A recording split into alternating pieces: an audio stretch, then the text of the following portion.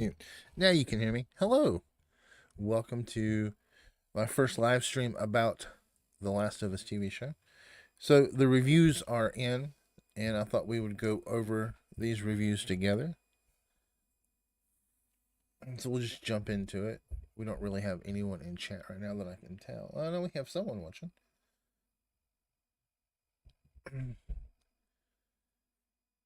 We'll give it a second, see if anyone else comes in.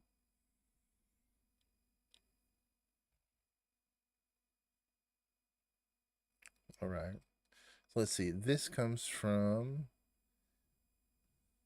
Gizmodo.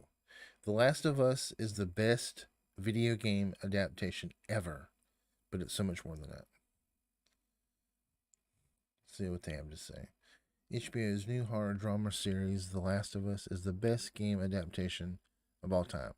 It shouldn't be a surprise. Rarely, if ever, has this level of production value or amount of screen time been given to an adaptation of a game that can take between 15 to 20 hours to complete. Usually, filmmakers are forced to stuff all that into 2 hours. It's true, but here, over the course of a 9-episode first season, showrunners Craig Mazin of Chernobyl and Neil Druckmann, one of the original game creators, are able to let the story and characters breathe in a way seemingly no other video game adaptation ever could. And so, almost by default, you've never seen a video game adaptation like this. It's a remarkable achievement. Wow. The season, which premieres on HBO on Sunday, January the 15th, and which we saw in its entirety via screeners, is an extremely faithful adaptation of the 2013 Naughty Dog PlayStation game of the same title.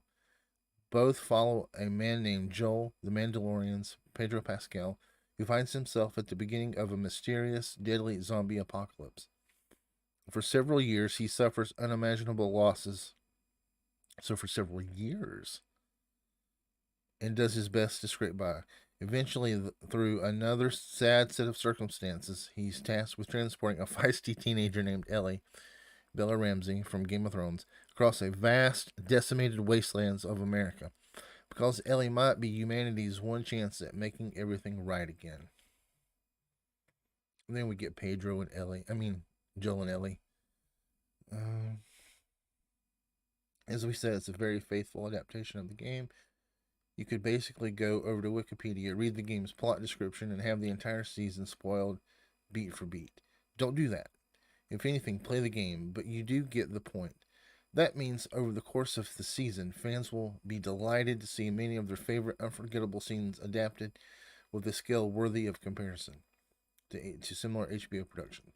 It does seem like it has a very high production value. I mean, it looks like a movie. The trailer, that is.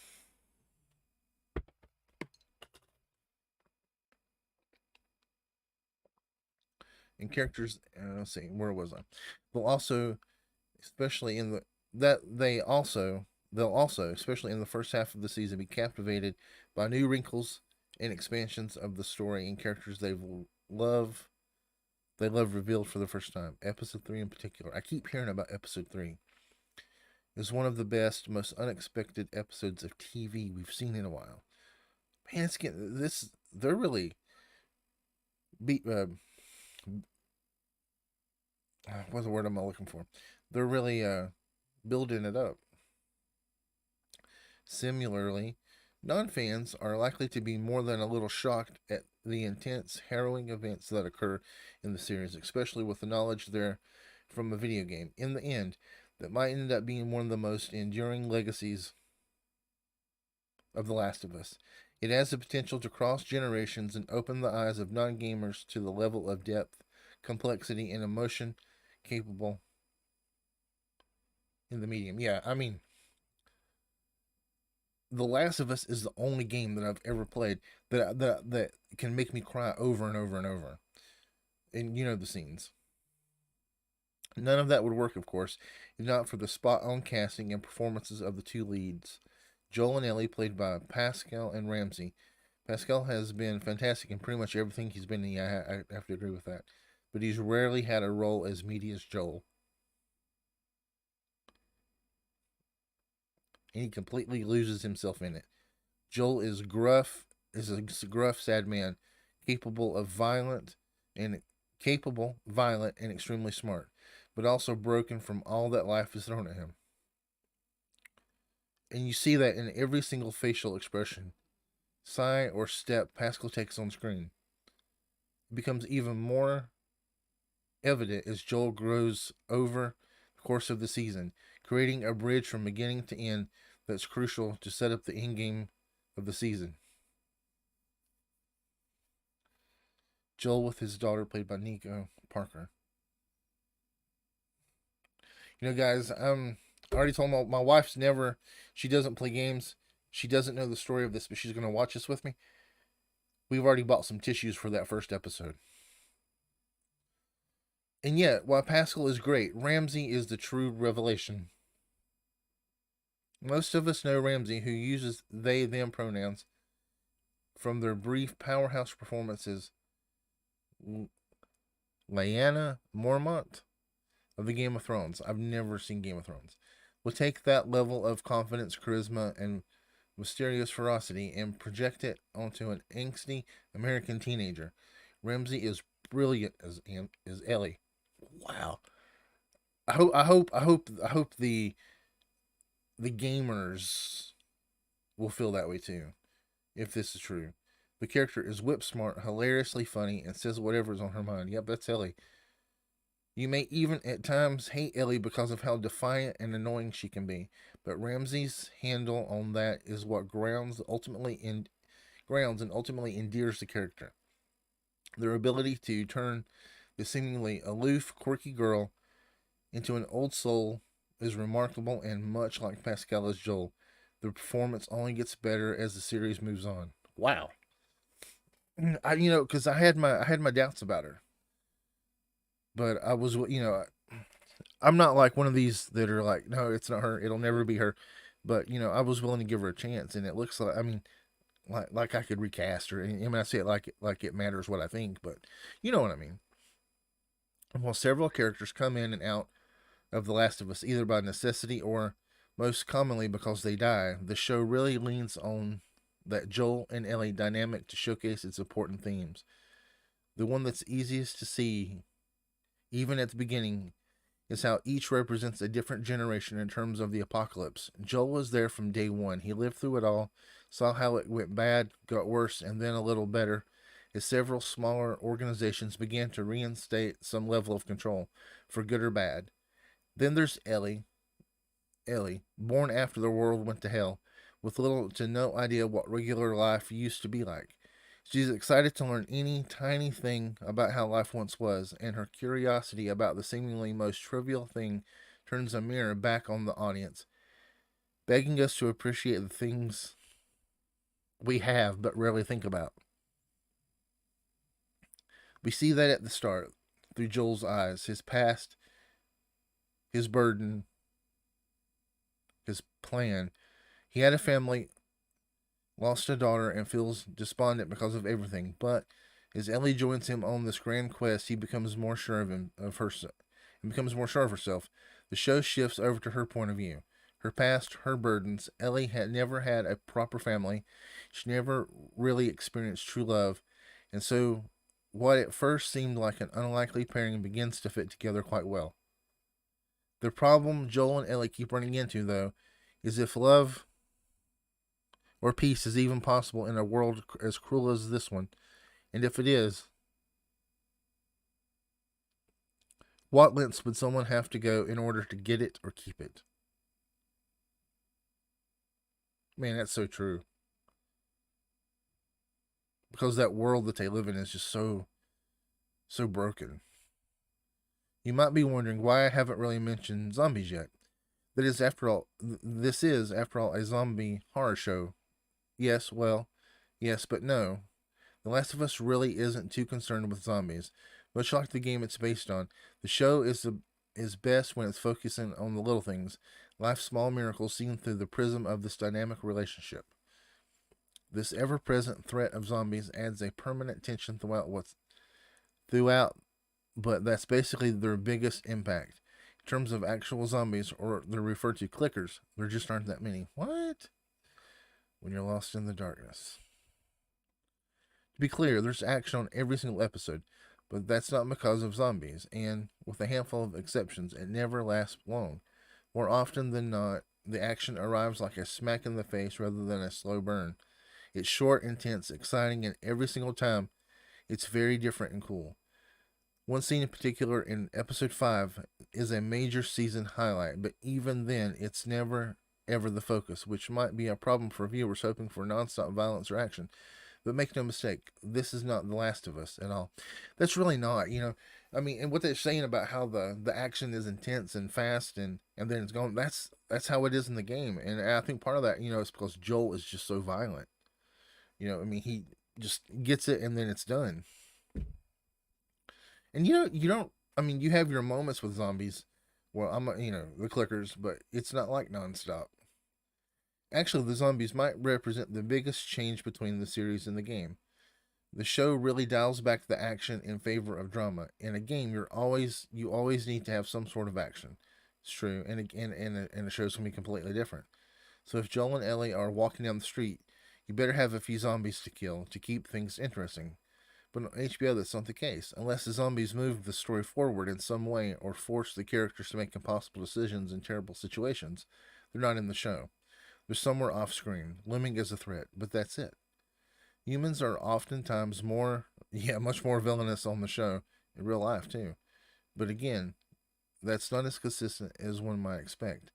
At every turn, The Last of Us defies not only what a video game adaptation can be, but your expectations as a viewer of a genre entertainment as a whole. Well, I mean, we'll think about it. If it was nonstop, then I think it's kind of the pitfalls of the Resident Evil entire film series and even the new one and the series. It was just that's part of the reason it was such crap.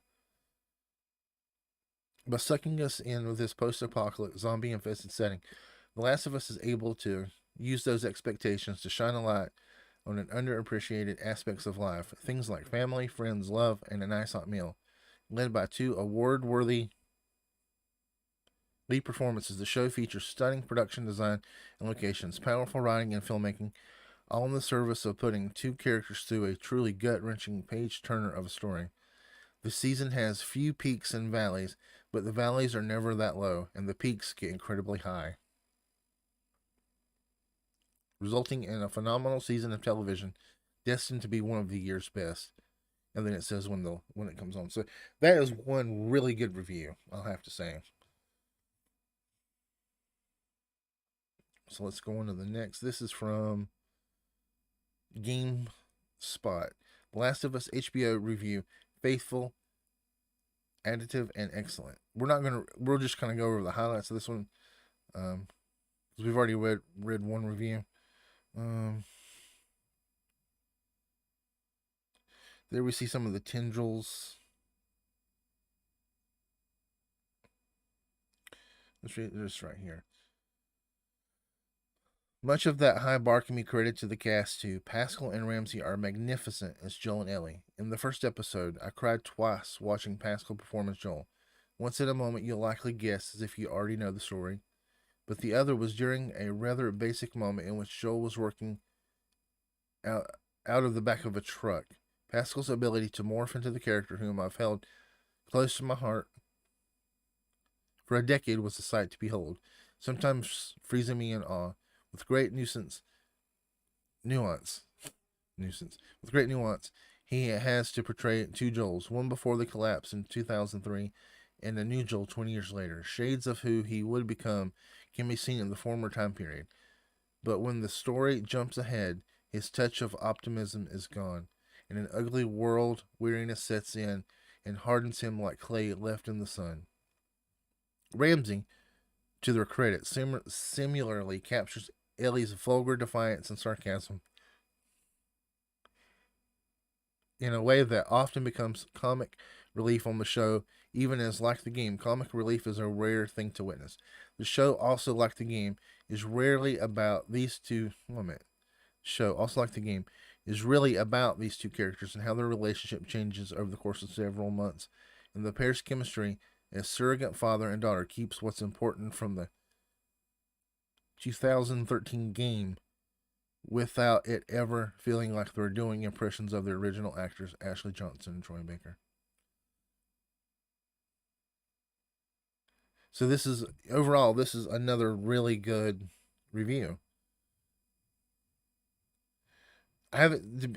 I looked trying to find a bad review and I couldn't find one.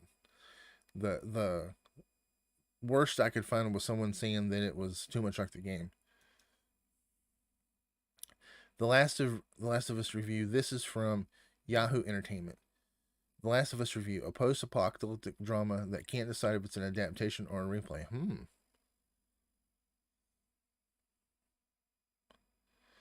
Start right here. In 2003, Joel's a regular guy, contractor, and a single dad.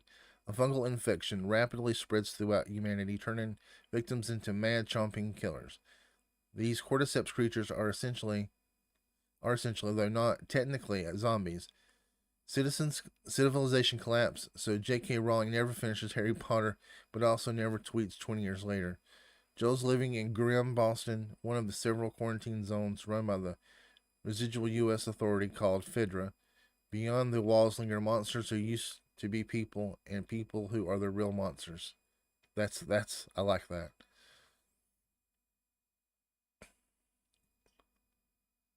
Again, it's a picture of Bella and Joel. Pedro. Joel and his partner Tess, Anna Torv, always welcome, receive a bodyguard assignment from the Fireflies, a rebel group. Young Ellie is a typical doomsday adolescent, making lost behind perpetual middle finger snarl. She's also a genetic miracle. A cordyceps bite usually turns a person into an invulnerable beast defeated by only brain trauma. Zombie stuff. Somehow, Ellie survived the attack. Her DNA could save the world. A Firefly scientist out west can analyze her immune system. It's a whole continent of danger from here to there. Plus, a personality problem. Joel don't talk much. Ellie won't stop. Can a gruff badass get along with a precious kid? See right here. This is. There's a Walking Dead problem too. AMC's franchise has lasted forever enough to explore so many post-breakdown societies: walled earthly commune, remnant government fascism, obvious cult, surprise cult. Without spoiling anything specific, Last of Us doesn't reinvent any wheels there. Joel and Ellie go various places populated by a charismatic leader and barely named followers. The undead action beats are clockwork. Quiet footsteps, sudden attack, a head getting shot, stabbed. The uneasy post assault pause when someone realizes they got bit. Okay.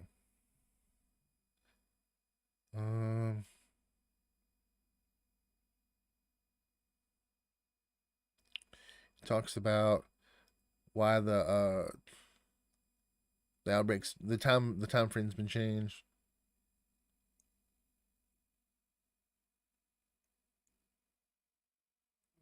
Yeah, they give it a grade B.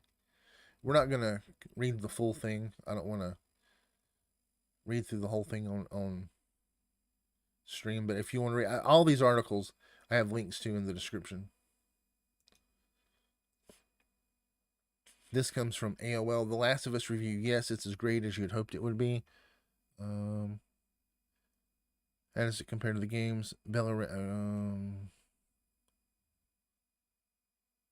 Last of Us delivers a gorgeous, horrifying apocalypse. We'll read this part. Anna Torv and Pedro Pascal in The Last of Us. Okay, I just talking about the picture. Last of Us artfully combines science fiction and horror to cook up genuine scares. Every dark tunnel may be crawling with the infected. Every loud sound invites an ambush, a highly stressful key mechanic in the stealth-based game, yet as harrowing as the show can get, it's impossible to look away. That's in large part due to its post-apocalyptic beauty, which is both captivating and alienating. Yeah, I mean, that is extremely gruesome, extremely gross, but it's beautiful the way they made it.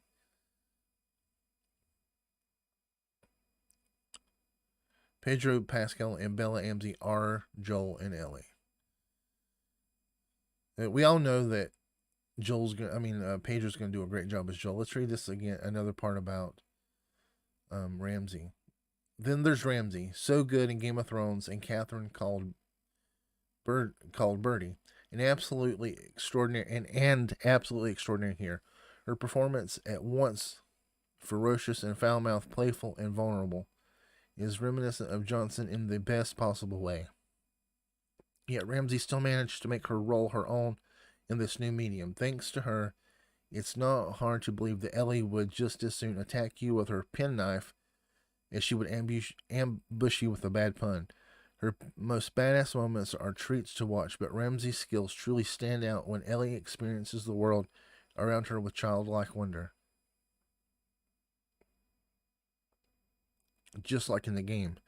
A trip through a flooded hotel becomes an opportunity for play. Ooh, through a flooded hotel.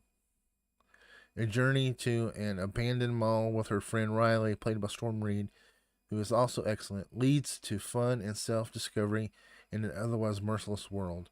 Ramsay takes it all in with wide eyes and the occasional swear-laden quip. No matter how cynical you are, it's impossible not to fall in love with her Ellie. I mean, I'm feeling better and better about it. So this is another really good review. This is from Games Radar. The Last of Us called phenomenal and near perfect in glowing first reviews.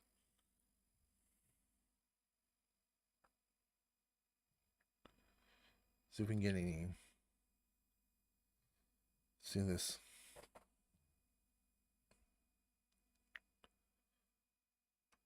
Check out more reactions below. We'll read these. The Last of Us is absorbing, heartbreaking, and cathartic. Holds true to the faithful essentials, but expands on profound narrative and meaningless pathos. Pascal and Ramsay are perfect in this beautifully told story about love, finding connection in the darkest of times. A story about hope.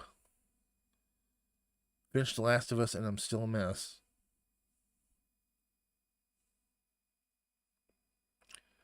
A faithful adaptation which takes intriguing deviations.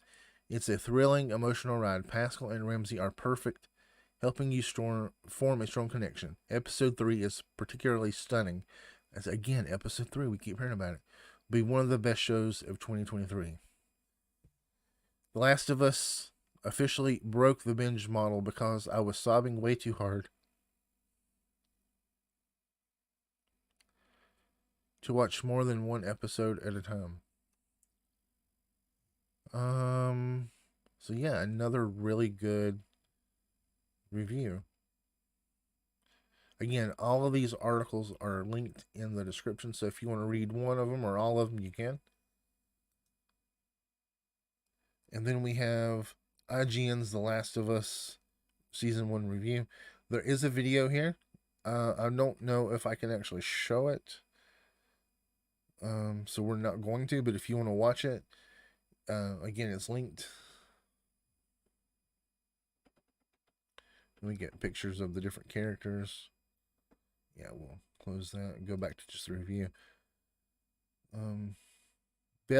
Bella Ramsey is simply electrifying as Ellie. Let's read that. A solid performances flank the pair as characters weave in and out of Joel and Ellie's journey. These include Anna Torv as a steely Tess, Gabriel Luna as Joel's estranged brother Tommy, and Lamar Johnson as the layered and compassionate Henry.